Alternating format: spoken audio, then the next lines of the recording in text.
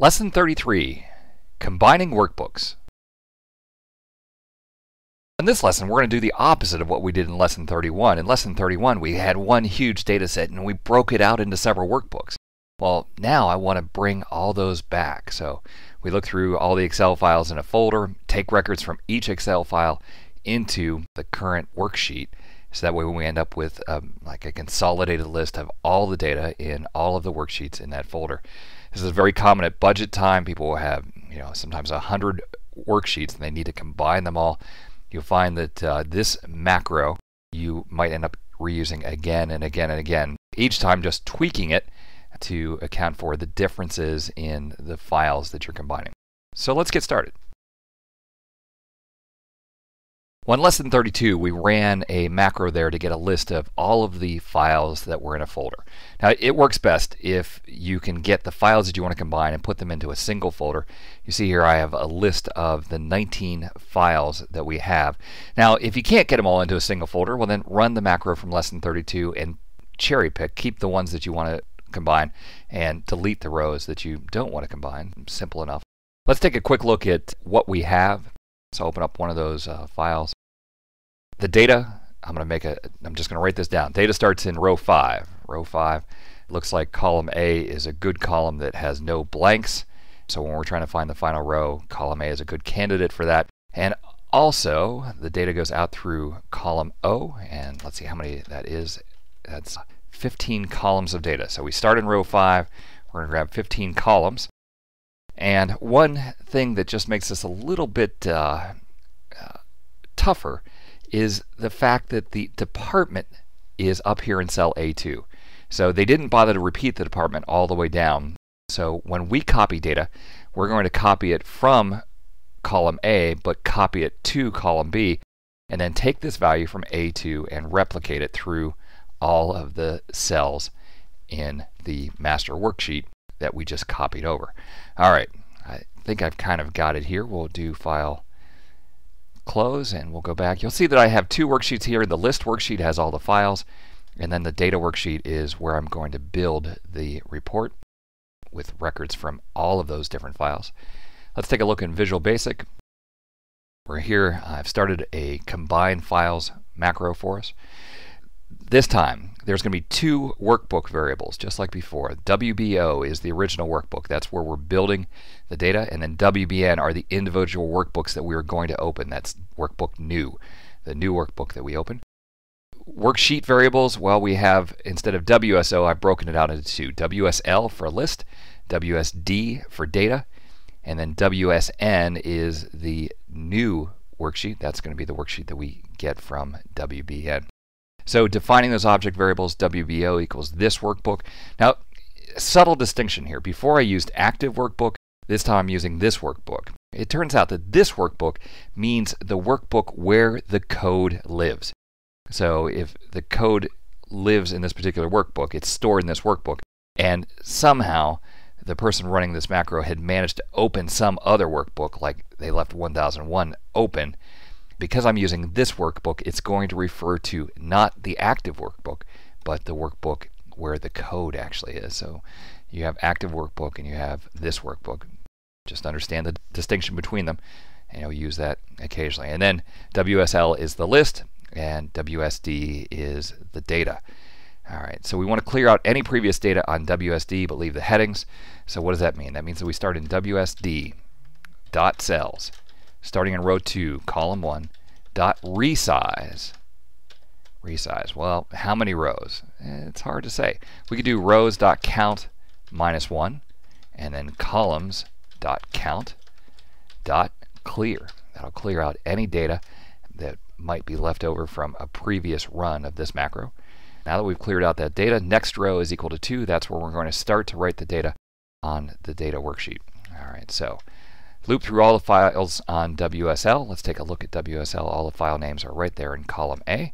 So we can say final row equals WSL.cells rows.count, comma 1.end XLUP.row.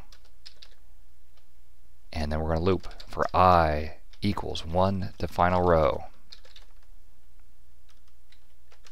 this file is equal to wsl.cells I, 1.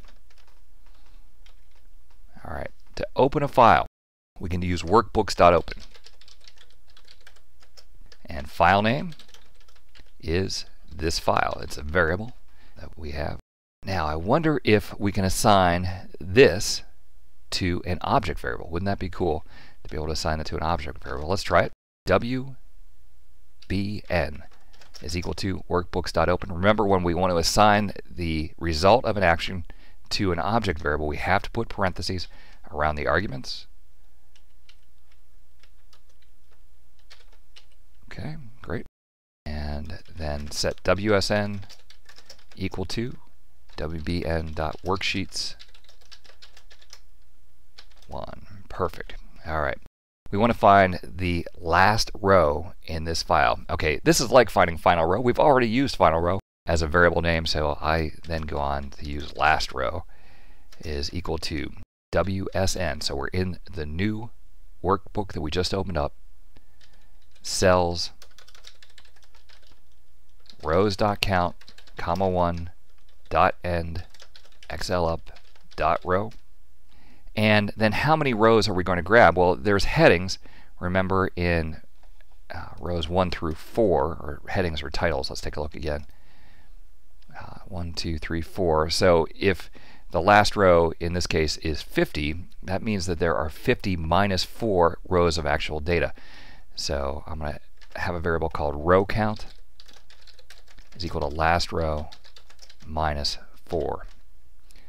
Okay, so we want to copy from row 5 to the last row over to column B. So we can say WSN, so in other words, the new worksheet, dot cells, start in row 5, column 1, dot resize. How many rows do we want? It's the row count variable. And how many columns? Well, 15 columns is what I had before. Let's just check that. So we come here. As we go to the right, you'll see that up here in the name box it says we have one row by 15 columns. So sure, we want to grab 15 columns worth of data.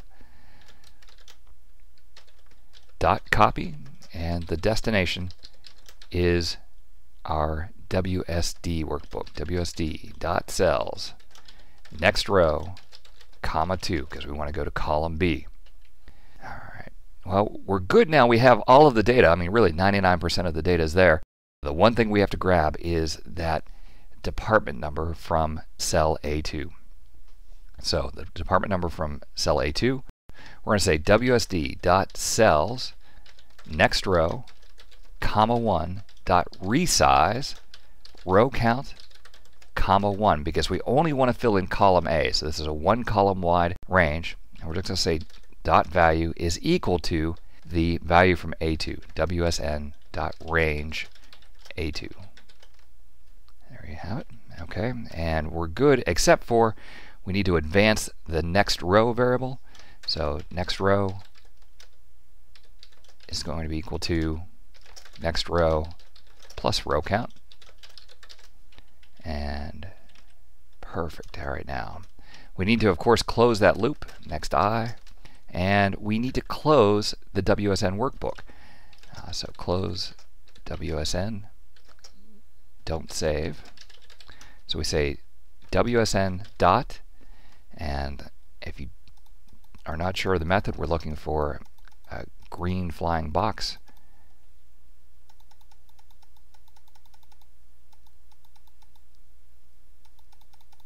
There's no close. Why?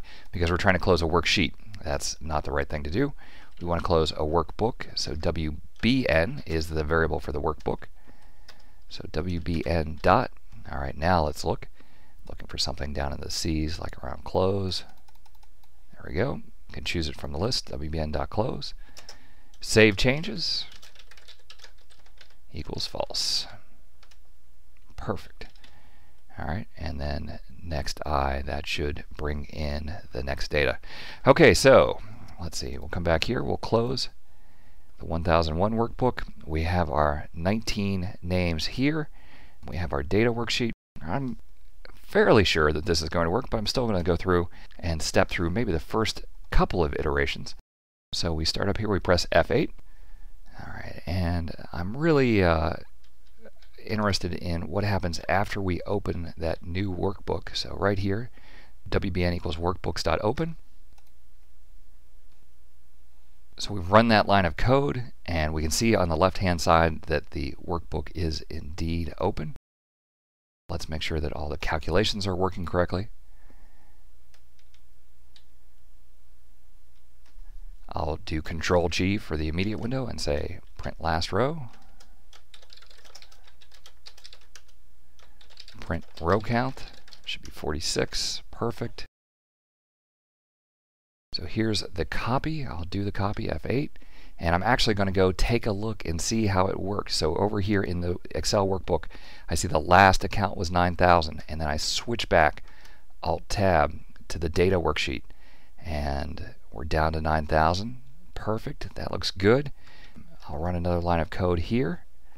Press F8. And I see that our department name is in all of our rows. Perfect. What I really want to see is that the next row is 48. So after I run this line of code, we'll do Control-G for the immediate window. Print next row. And 48. All right, we are in good shape. This thing is going to fly. WBN.close, save changes equals false. Run that. And we close the workbook. All right, so at this point I can just let it run. And you'll see over there on the left-hand side as we individually open up each file and they get copied over. And then we'll go check, press end and down. 981 rows of data from all 19 files that we have. So very common problem here, needing to take many different individual workbooks and add them all together. I suppose to a certain extent this was simplified because of the fact that each workbook had only one worksheet. If in fact there were many different worksheets, we could have said for each WSN in WBN.worksheets, and then run all of this once for each worksheet in the workbook. So next WSN would allow us to handle multiple worksheets in the workbook, provided they all looked the same and had the same basic structure. Of course, that's the key to this. We want all of those workbooks to be the same. But if those workbooks were created by the macro in lesson 31, then, well, of course they're all going to be the same, because that macro made sure that they were all created in the same format. All right, well, that's the lesson in this part. We've now figured out basically how to round trip, how to take data from a big workbook, create small individual workbooks, how to get a list of all those workbooks, and then how to bring them all back together into a single worksheet. In the next part, we're going to start to talk about formulas and using formulas in VBA. Thanks for watching. I hope you found this lesson helpful. Looking to advance your career by acquiring new skills? Tired of expensive off-site training programs? Wish you could learn from the best instructors in the industry? Look no further than Live Lessons. Self-paced, personal video instruction by the world's leading technology publishers. Each live lesson comes with a DVD featuring 3 to 4 hours of instructor-led classroom training, sample program code that allows you to work along with your personal instructor, and an example-rich study guide. Live lessons allow you to watch the entire course from start to finish, or navigate directly to any of the individual lessons. You'll literally watch over the shoulder of your instructor as he shows you how to build state-of-the-art applications. Live Lessons, the power of the world's leading technology experts at your fingertips. To learn more, visit mylivelessons.com today.